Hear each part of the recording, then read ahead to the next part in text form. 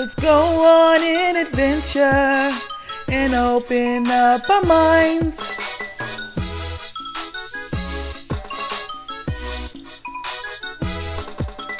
My books can take me anywhere, so many I can find.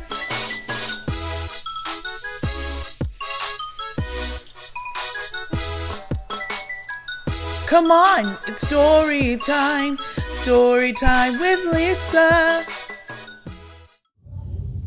Welcome to Storytime with Lisa. Today we're reading Iammuhammadali by Brad Meltzer, illustrated by Christopher Eliopoulos.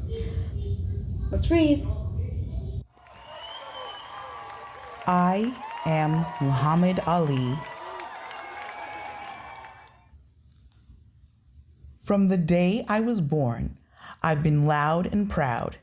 In the hospital, my cries would wake up all the other babies. No, no, no. My parents named me Cassius Clay Jr.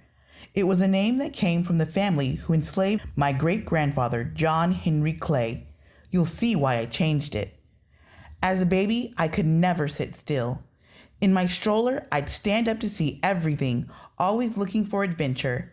When I was a toddler, I accidentally knocked my mom's tooth loose. Amazing, your first big punch. Those first syllables I used to say, gee, became my nickname, though my mom joked it meant golden gloves. My mom was always proud, showing me so much love. She really was the greatest. Sadly, my hometown of Louisville, Kentucky was segregated. That means black people had different schools and different restaurants from white people. All of them were worse than the ones in the white neighborhoods. One hot day when I was little, I was so thirsty, my mom asked if I could get a cup of water. Please, he's really thirsty. We don't serve black people here. You should leave. I cried the whole way home. I didn't understand why someone would hate us just because our skin color. It was the same at our local amusement park. Only white people could go on the rides. Since we were black, we weren't allowed in. My mother taught us that hating is wrong no matter who does the hating. Why do they treat us so badly? At 12 years old, I got a new bike for Christmas and wanted to show it off. When it started to rain and we got hungry, we headed for the local black home show at a nearby gym. They have free popcorn. When we got out, I discovered my bike was stolen. It's gone. No, no, no. Someone told me there was a police officer downstairs who could help. I cried the entire way. I wanted to whoop the thief, but then I saw what was actually down there. It was a moment I'd never forget. The sound of skipping ropes and gloves hitting bags. One boy was shadowboxing so fast his hands were a blur. And since both black and white boxers were welcome, the outside world seemed to fade away. Officer Martin was the one who asked me if I wanted to join the gym. I was skinny and had never worn a pair of boxing gloves. A few days later, I jumped into the ring with an older boy. Within a minute, I had a bloody nose. Maybe you need some training first. He was right. To get faster, I'd race the school bus to school. What's he doing? Winning. Officer Martin said I was an ordinary kid, that as a boxer, I had a lot to learn. But what made me stand out was my determination. It was impossible to discourage me. Again, another round. You sure? I'm sure. One of my earliest fights was against a local bully named Corky Baker. We called him King of the Streets, since if you walked by him, you'd have to pay a toll. Corky was so tough, he once held a football player upside down to shake money from his pockets. I knew I couldn't go far in boxing until I beat him. I hear you want to fight me. Not here. He would have destroyed me if I fought him without rules, so I convinced him to come to where I'd have the advantage, inside the ring. I couldn't picture myself as a real champion until I stood up to Corky. You're dead meat, kid. We'll see. Was I scared? Of course I was. I hoped he wouldn't notice my knees shaking. I let him throw a lot of punches to tire him out. Before the second round was over, he ran out of the ring. Yay! This ain't fair. Long live the new king! After that, Corky stopped bullying people. He even shook my hand and told me I'd go a long way as a fighter. But the most important thing I did that day was face my fears. Today, people know me for my confidence, but I was shy. I had something called dyslexia, which meant I had a hard time reading and interpreting words. That's it. Sound it out. I can do it. Before every big fight, I'd be so nervous I'd throw up. How you feeling? Not so good. When I made it to the Olympics, I was even afraid to fly on a plane. I bought a parachute and wore it the whole way. How you feeling? Even worse. But my father told me, always confront the things you fear. So when that boxing bell rang, my fears disappeared. USA! USA! USA! In 1960, at 18 years old, I won the gold medal at the Olympics. The USA is my country still, 'cause they waiting to welcome me in Louisville. I thought winning the Olympic gold medal would change my life. I wore it everywhere, figuring now they let me eat downtown. I'd like a cheeseburger and milkshake. We don't serve black people. But I'm the Olympic champion. I'm sorry, but you have to leave. America was supposed to be the land of the free, but wasn't free. Because of my skin color, I didn't have the same rights as others. If this medal doesn't mean equality for all, it doesn't mean anything. What I remember most about that year was taking off my gold medal. The problem wasn't just Louisville. I went to Miami to become a professional fighter. During my morning runs, police would stop me because I was black, calling my gym to verify I was really training there. Stop where you are. I need to see some ID. Soon after, I became a Muslim. That means my religion is Islam. We believe all humans are fighting for the same things: love, unity, and understanding. I greet you with the word salam, which means peace. I kept my new religion to myself. Back then, black athletes weren't supposed to talk about their beliefs. We were supposed to be entertaining and thankful. We were supposed to be quiet. That wasn't my style. I'm the world's prettiest fighter. I'm the world's strongest fighter. I'm the world's fastest fighter. I am the greatest. When I'd introduce myself to people, I'd tell them, I'm going to be the heavyweight champion of the world. My big personality helped me get attention, and soon I was set to fight the heavyweight champ.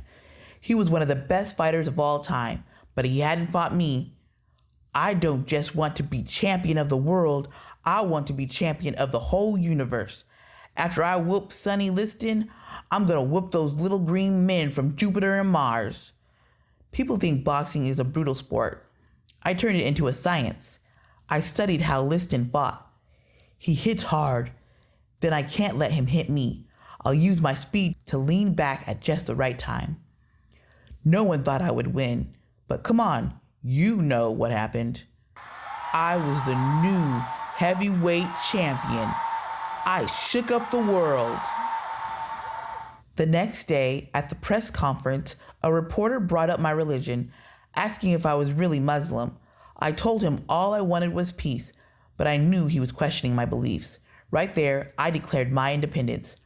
I don't have to be what you want me to be. I'm free to be what I want. Sometimes it's hard to stand up for what you believe, but that's always worth fighting for. Soon after, I took on my new name. Cassius Clay was the name of a white man, a slave owner, representing hundreds of years of injustice, so I changed my name to Muhammad Ali, which meant worthy of all praise. Sometimes people didn't like when I spoke my mind, but I was just telling the truth. I am America. only I'm the part you won't recognize. Get used to me.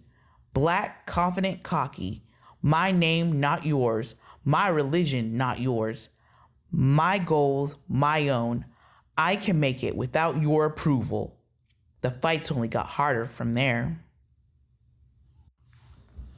The United States government used to be able to make you join the military. They wanted me to fight a war in the country of Vietnam. As a Muslim, though, I didn't believe in war. If you don't join the army, you'll go to jail. You do what you need to. I refuse to fight in your war. Protesters called me unpatriotic. They said I should love America or leave it. We'll ban you from boxing. You'll lose your title and millions of dollars. I still refuse. It got even worse when I started speaking out about racism. Why are more black soldiers dying than white ones? How is it fair to send me thousands of miles away to attack Vietnamese people when black people here can't even eat in a restaurant? He's got a point. For a while, I was the most hated man in America, but in time, instead of protesting against me, people started protesting against the war and for me. Ali is right. This war in Vietnam is wrong. Send me to jail if you want. All I want is justice. The government eventually put me on trial for refusing to fight in the Vietnam War. The jury said I was guilty. I lost my championship title.